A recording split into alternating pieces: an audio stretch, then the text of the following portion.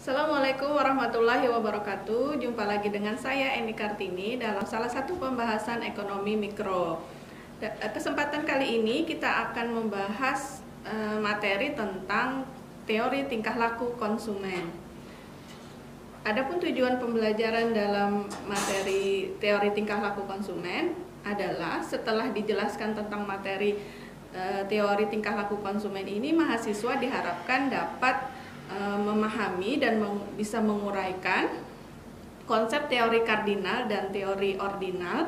Kemudian yang kedua, mahasiswa diharapkan dapat menerapkan teori kardinal dan ordinal ini untuk melihat sampai di mana tingkat kepuasan seseorang itu ketika melakukan kegiatan konsumsi. Dalam kesempatan kali ini kita akan membahas tentang teori tingkah laku konsumen, yaitu teori kardinal. Setelah dijelaskan materi tentang teori kardinal, mahasiswa diharapkan mampu menjelaskan konsep teori utilitas atau teori kardinal itu sendiri, kemudian mampu menilai kepuasan maksimum ketika mengkonsumsi satu jenis barang, kemudian yang terakhir yaitu menilai kepuasan maksimum ketika mengkonsumsi lebih dari satu jenis barang. Kita masuk ke pembahasan apa itu teori tingkah laku konsumen. Teori tingkah laku konsumen merupakan teori yang mendeskripsikan tentang bagaimana konsumen menggunakan pendapatan yang dimilikinya mampu memperoleh kepuasan yang maksimal dalam memenuhi kebutuhannya. Dalam memahami teori perilaku konsumen ini menggunakan dua pendekatan, yaitu pendekatan nilai guna atau teori utility, atau juga bisa disebut dengan teori kardinal. Kemudian yang kedua adalah teori indiferensi atau teori kepuasan yang sama, atau bisa juga disebut dengan teori ordinal. Pada kesempatan kali ini kita akan membahas tentang teori kardinal saja, yaitu teori tingkah laku konsumen berdasarkan nilai guna. Adapun poin yang akan dibahas yaitu definisi konsep teori utility itu sendiri, kemudian syarat maksimum kepuasan konsumen itu ketika dia mengkonsumsi satu jenis barang. Kemudian yang ketiga, syarat kepuasan maksimum ketika melakukan konsumsi lebih dari satu jenis barang. Baiklah, kita masuk ke definisi teori utility itu sendiri, atau bisa disebut juga dengan teori nilai guna, yaitu suatu teori yang berpangkal dari hasil. Apa yang dimaksud dengan hasil itu? Yaitu ketika kita mengkonsumsi sebuah barang, pastinya sebuah barang itu harus memberikan nilai guna berupa manfaat, yaitu terpenuhinya kebutuhan kita, sehingga teori nilai utility itu berpangkal dari hasil. Ketika sesuatu barang itu memberikan manfaat atau nilai guna, yaitu berupa kepuasan, maka disitulah kepuasan dari konsumen tersebut. Kemudian untuk memahami teori perilaku konsumen dengan pendekatan teori utility menggunakan dua konsep, yaitu total utility atau nilai guna total merupakan jumlah keseluruhan kepuasan. Kemudian yang kedua adalah nilai guna marginal atau marginal utility yang merupakan tambahan kepuasan ketika kita terus-menerus menambah konsumsi suatu barang. Kemudian kita membahas bagaimana kepuasan maksimum itu bisa ditentukan ketika kita hanya mengkonsumsi satu jenis barang. Syaratnya seperti apa? Kita harus mempelajari dulu apa itu hukum Gosen 1, karena ini berkaitan dengan bagaimana cara memaksimumkan kepuasan seseorang ketika mengkonsumsi satu jenis barang. Hukum Gosen 1 itu terkenal dengan law diminishing marginal utility, yang bunyinya adalah jika jumlah suatu barang dikonsumsikan dalam jangka waktu tertentu ditambah, maka kepuasan total atau total utility yang diperoleh akan bertambah. Tetapi pada saat tertentu tambahan kepuasan yang diperoleh semakin berkurang jika konsumsi terus ditambah dengan satu unit barang.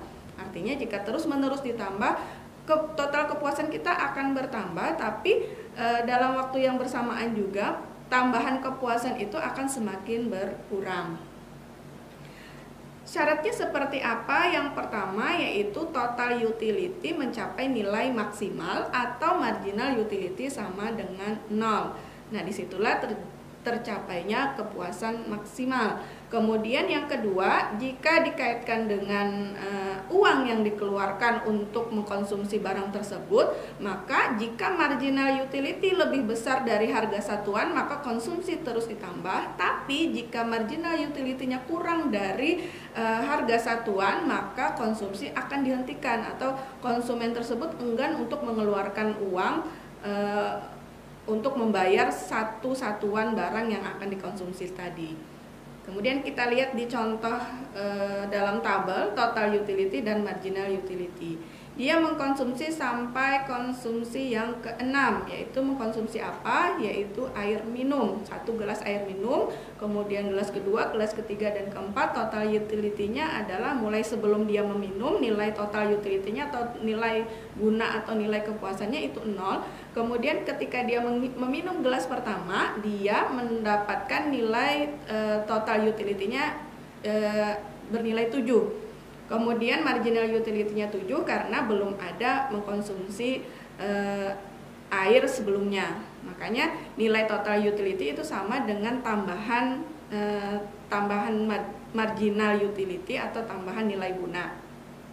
Kemudian ketika dia mengkonsumsi gelas kedua, total utility-nya meningkat menjadi 10, tapi kita lihat marginal utility-nya berkurang, yaitu hanya sebesar 3. Ini apa maksudnya? Yaitu ketika kita meminum gelas kedua, otomatis rasa haus kita itu sudah berkurang ketika kita minum gelas pertama, sehingga tambahan kepuasannya juga berkurang ketika kita minum gelas kedua. Apalagi kalau kita terus-menerus melakukan kegiatan konsumsi, kalau di situ dicontohkan adalah sampai gelas ke-6, maka marginalnya adalah bernilai -2. Itu artinya apa? Si konsumen mungkin merasa sudah kembung dan mual dengan menambah gelas ke-6. Sampai di mana tingkat kepuasan si konsumen itu untuk meminum air segelas air tadi, yaitu ketika marginal utility-nya sama dengan 0 atau total utility-nya bernilai paling maksimal. Di situ dilihat bahwa gelas kelima itu total utility-nya paling tinggi dan marginal utility-nya adalah bernilai 0.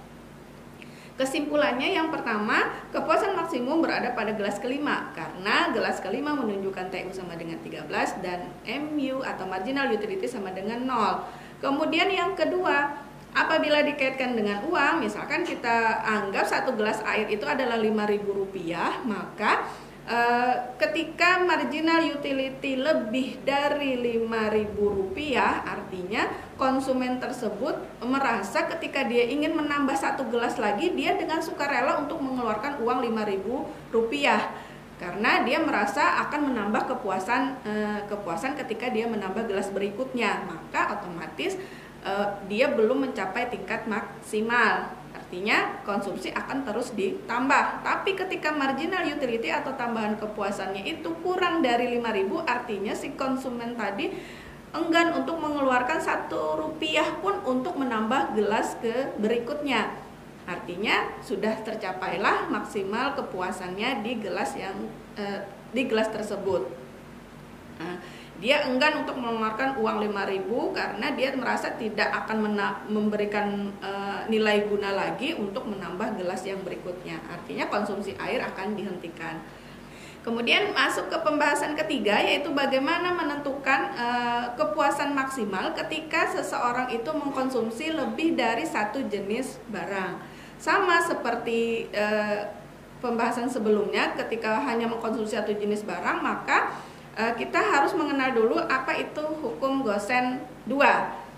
Hukum Gosen 2 itu bunyinya adalah seorang konsumen yang bertindak rasional akan membagi-bagi pengeluaran uangnya untuk membeli berbagai macam barang sedemikian rupa hingga kebutuhannya terpenuhi secara seimbang.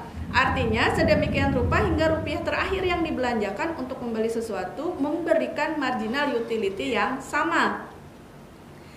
Syarat maksimalnya seperti apa untuk memaksimumkan kepuasan tersebut ketika mengkonsumsi lebih dari 1 jenis barang, yaitu perbandingan marginal utility dengan harga barang A harus sama dengan perbandingan marginal utility dengan harga untuk barang B. Atau misalkan kita mengkonsumsi lebih dari 10 jenis barang, maka perbandingan MU per harga, perbandingan MU dengan harga itu harus sama posisinya.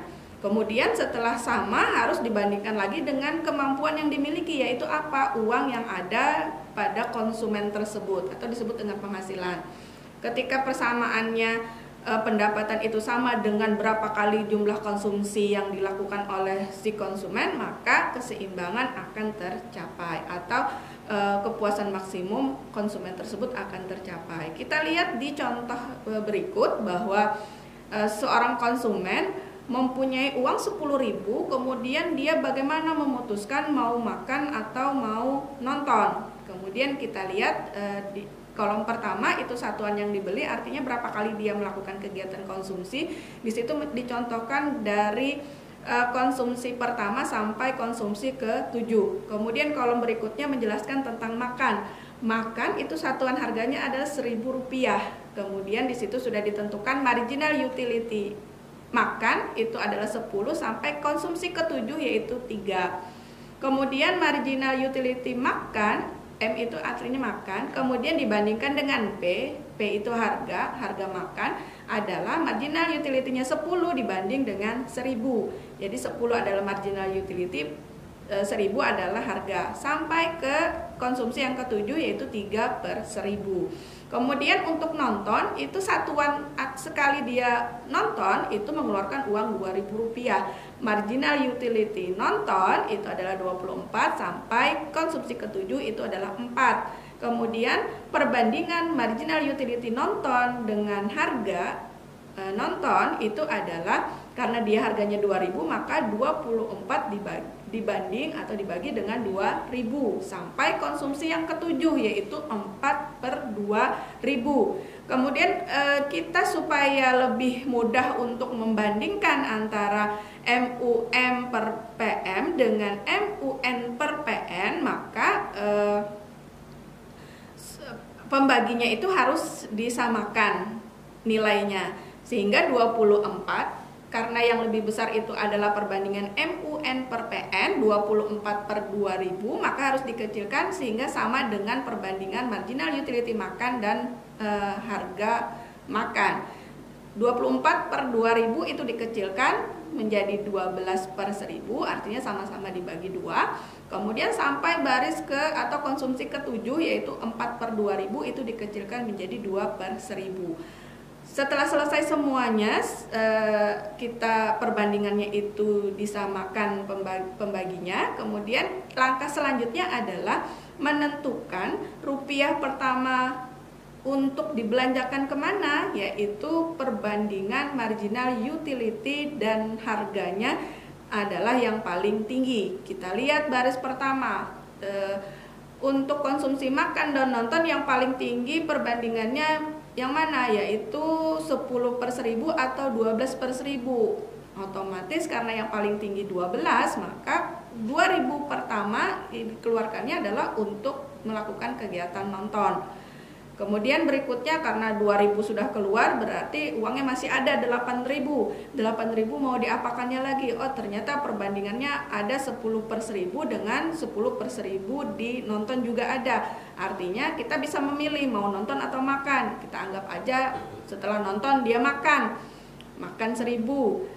Sudah 3.000 keluar, berarti masih ada lagi uang yang tersisa yaitu 7.000. Kita lihat lagi perbandingan, terus kita lihat perbandingannya yang lebih besar mana. Oh, ternyata masih 10/1000.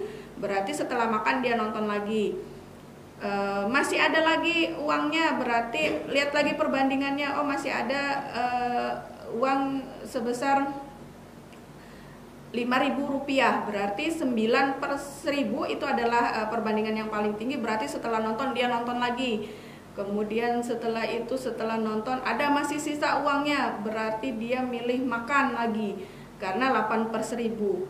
Masih ada uangnya 2.000, berarti kita lihat yang paling tinggi yang mana antara makan dan nonton. Oh, ternyata 7/1000 dengan 8/1000 lebih besar 8/1000. Artinya 2.000 terakhir yang dimilikinya digunakannya untuk nonton. Nah, akhirnya dia uangnya habis. kita lihat contengan untuk makan itu ada 2, berhenti di 8/1000. Kemudian untuk nonton juga contengannya warna biru menunjukkan berhentinya di 8/1000. Kita lihat perbandingannya menunjukkan nilai yang sama, yaitu 8/1000. Nah, kemudian kita sesuaikan lagi, benar nggak 10.000 itu bisa untuk 2 kali makan, kemudian 4 kali nonton.